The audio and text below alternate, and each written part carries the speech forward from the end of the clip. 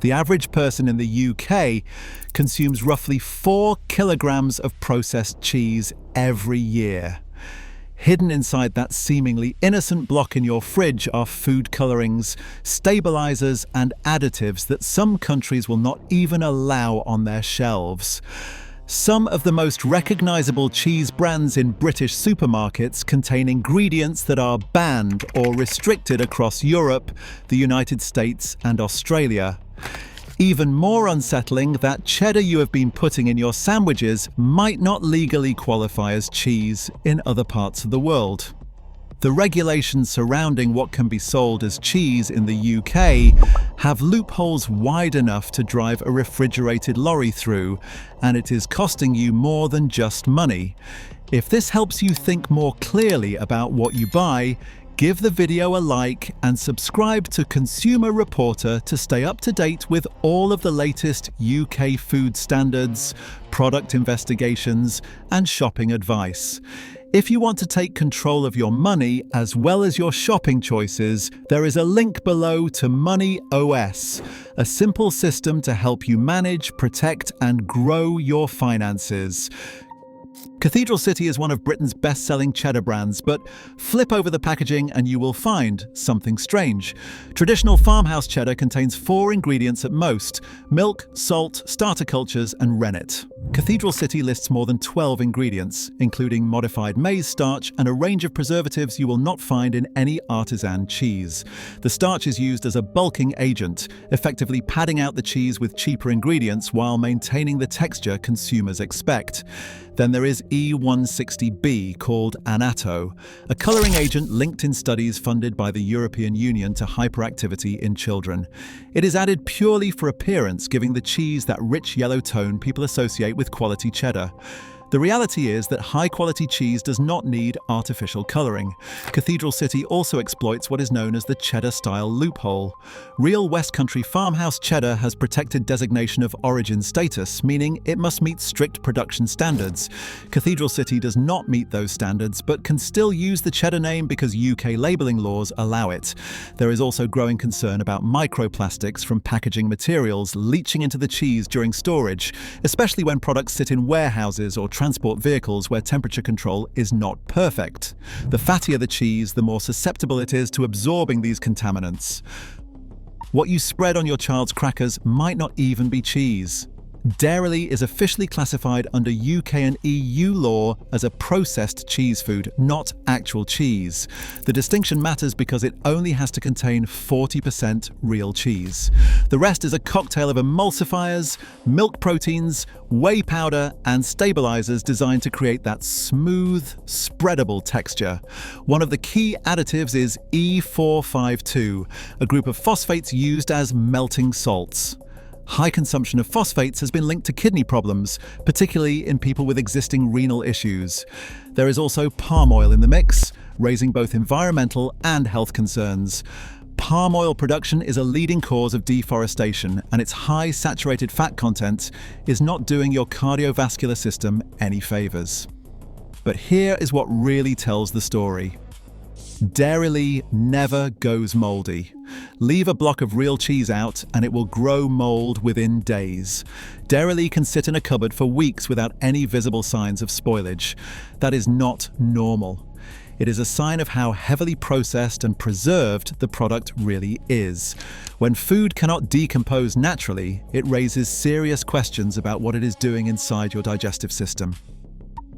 In 2022, an investigation uncovered something that left many shoppers feeling deceived.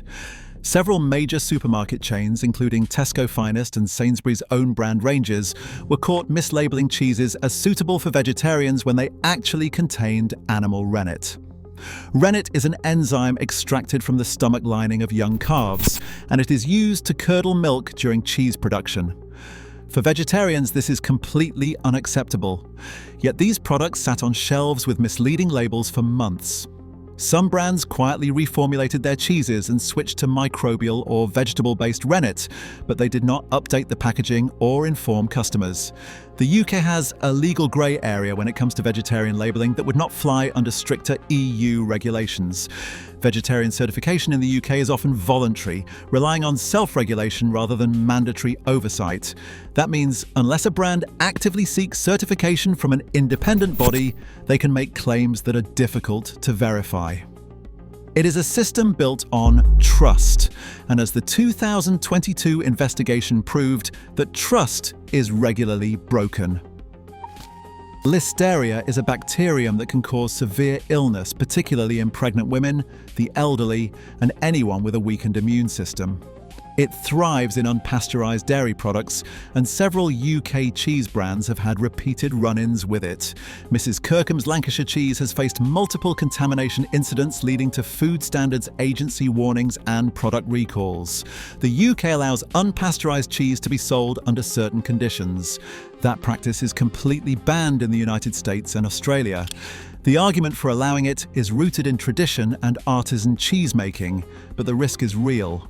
What makes it worse is that warnings for pregnant women are often printed in tiny font on the back of the packaging, easy to miss if you are not specifically looking for them. Cross-contamination becomes another problem when large-scale factory production mixes product types. When facilities produce both pasteurized and unpasteurized cheeses or handle multiple product lines, the risk of bacteria spreading increases significantly. Equipment that is not properly sterilized between batches can transfer Listeria from one product to another. Several major brands have been flagged for exactly this issue, yet they continue operating under the same conditions because the regulations allow it. Applewood and other smoked cheese brands market themselves on that rich, smoky flavor, but most of them have never been anywhere near actual smoke. Instead, they use liquid smoke flavoring, a synthetic product created by condensing the chemicals released during wood combustion and suspending them in water. This liquid is then sprayed onto or mixed into the cheese. The problem is that some of the compounds in liquid smoke, particularly polycyclic aromatic hydrocarbons, are the same substances found in cigarette smoke and have been flagged as potential carcinogens. Studies have linked synthetic smoke compounds to cellular damage, and the European Union has been debating tighter restrictions on certain liquid smoke products for years. Real smoked cheese is made by exposing it to actual wood smoke over a period of hours or even days. It costs 3 times as much because it is labor-intensive and time-consuming, but it does not carry the same chemical concerns. When a brand sells smoked cheese at the same price as regular cheese, that is your clue that it is not the real thing. Seriously strong and other long-life cheddars often have a coating on the rind that you might not think twice about. It is a preservative called natamycin, labelled as E235, and it is used to prevent mold growth during storage and transport. Natamycin is an antifungal antibiotic, and recent studies have raised concerns about its effect on gut microbiome health. Your digestive system relies on a balanced community of bacteria and fungi, and consuming antibiotic residues, even in small amounts, can disrupt that balance. Australia has restricted the use of natamycin for this very reason, but it remains perfectly legal in the UK. Another common preservative is potassium sorbate, labelled E202, which has been linked in some research to hormone disruption. Beyond chemical preservatives, there is the issue of fake aging. Traditional cheddar is aged for months or even years to develop its sharp, complex flavour. Some manufacturers shortcut this process by using enzymes that artificially accelerate flavour development. The result is a cheese that tastes mature but has not undergone the natural aging process. It is cheaper and faster to produce, but it lacks the depth and nutritional profile of genuinely aged cheese. Pilgrim's Choice and Wyke Farms are marketed as bold, mature cheddars with a strong flavour, but that intensity often comes from one ingredient: salt. Some of these brands contain so much sodium that a single serving provides 25% of your daily recommended limit, according to World Health Organization guidelines. Excess salt is not just a seasoning issue, it is often used to mask the flavour of cheap, low-quality milk. When the raw ingredient is not great, manufacturers compensate by ramping up the salt to create a more pronounced taste. This might make the cheese more palatable, but it is doing serious damage to your cardiovascular system. High sodium intake is directly linked to hypertension, increased risk of stroke, and heart disease. Traditional cheesemaking uses salt for preservation and flavor, but the amounts in some of these commercial brands go far beyond what is necessary. They are adding salt not for the cheese, but for the profit margin. Some of the brands sitting in your fridge right now are labeled with Union Jacks and marketed as proudly British, but dig into the supply chain and the picture gets murky. Certain budget brands, particularly those sold under supermarket-owned labels like Countryside, are using imported cheese curd from the European Union and New Zealand. The milk is not British, the production is not British. But because the final packaging happens in a UK facility, they can slap on a packed in the UK label and charge you as though it is a local product.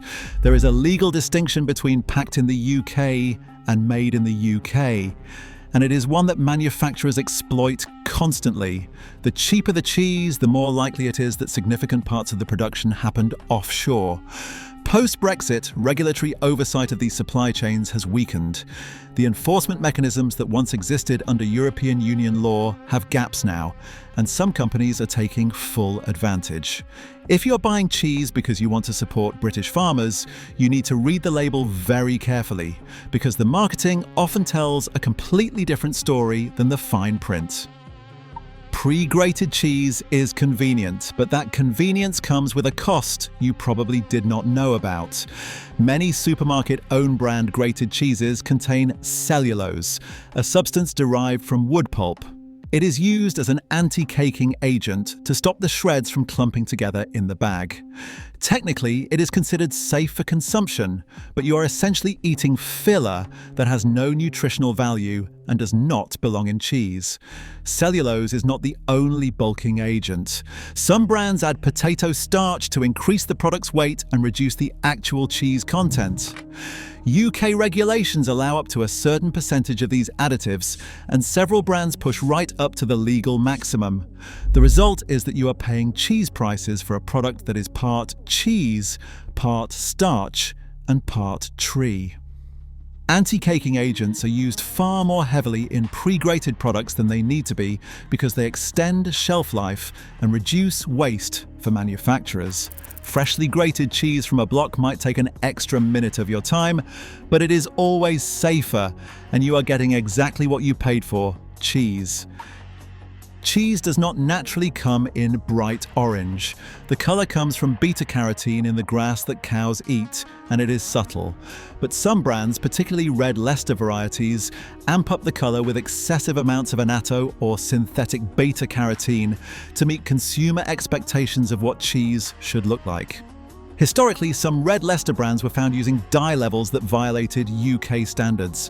Those violations led to recalls and reformulations, but the practice of overcolouring has not disappeared entirely. A study from Southampton University found links between certain artificial food colourings and hyperactivity in children. While annatto is technically natural, the dosage matters. When it is used purely for cosmetic purposes and pushed beyond what is necessary, it crosses into questionable territory. Cheese made from high-quality milk that comes from pasture-fed cows will have a natural pale yellow tint. If your cheese looks like it belongs in a highlighter, that is a red flag. The colour is there to trick your brain into thinking you are buying something premium, when the reality is often the opposite. Lactose-free cheese has become a profitable niche, but much of it is misleading. All properly aged cheese is naturally low in lactose because the aging process breaks down the milk sugars. Cheddar that has been aged for 6 months or more contains almost no lactose at all. Yet brands like Cathedral City sell special lactose-free versions at a 40% markup, even though the regular aged version is already low lactose. It is marketing aimed at people with lactose intolerance who do not realize that most hard cheeses will not cause them issues. Testing has revealed that some products labeled lactose-free still contain trace amounts of lactose, enough to cause problems for highly sensitive individuals. The difference between brands that genuinely test their products and those that simply make claims based on assumptions is significant. True lactose-free certification requires laboratory testing and verification, but most brands skip that step and rely on consumers not asking questions. If you are lactose intolerant and paying extra for specialty cheese, you might be wasting your money on a product that is no different than the standard version sitting right next to it on the shelf. Phthalates are chemicals used to make plastics more flexible, and they are found in the wrapping and packaging of many cheese products. The problem is that phthalates can leach out of the packaging and into the cheese, especially when the product is stored at warmer temperatures. Cheese is high in fat, and fat absorbs these chemicals more readily than other types of food.